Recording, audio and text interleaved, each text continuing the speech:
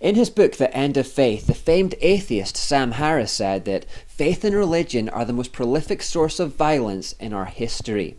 Now, this is something that so many people have come to believe in our world today. In fact, it's almost taken as read that faith and religion cause most of the violence, most of the wars, and then the subtext is that if we could just get rid of all of this silly divisive nonsense about God and heaven and hell out of our systems and out of our societies, then we would have peace on earth. A utopia would ensue where nobody would hurt anybody about anything because they would have no reason to. Personally, I would do away with religion altogether. I think that's the worst thing it's always been. If you consider all the wars in the history of the world, it all starts with either religion or greed. But is this actually true?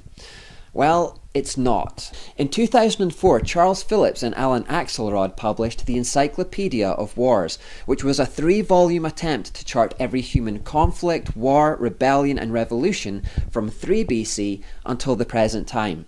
Now, they discovered that there were 1,763 wars fought in that time frame, but only 123 of them had a religious context.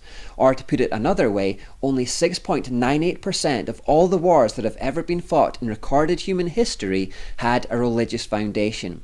This is an incredibly small figure that immediately blows apart the myth that religion is the cause of most of the violence in the world. And in fact, when you take Islam out of the equation, you discover that only 3.23% of all the wars that have ever been fought in human history had a religious foundation. Or to put it yet another way, if we had never had any concept of God or heaven or hell or anything like that, 93% of all the wars that have ever been fought in human history would still have been fought. So what is the root cause of all of the violence in the world, if not religion?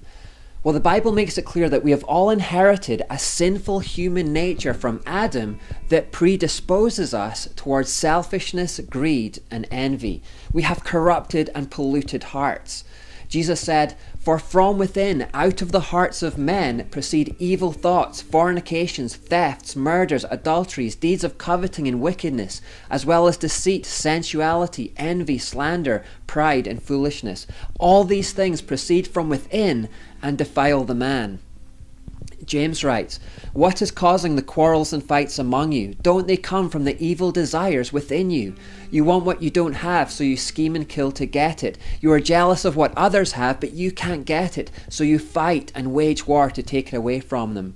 So you see, the problem isn't religion, it's our sinful human natures. As long as our hearts are corrupted, we will always fight and wage war with each other. We need a cure for our heart corruption, and the only cure for that corruption that exists is Jesus Christ.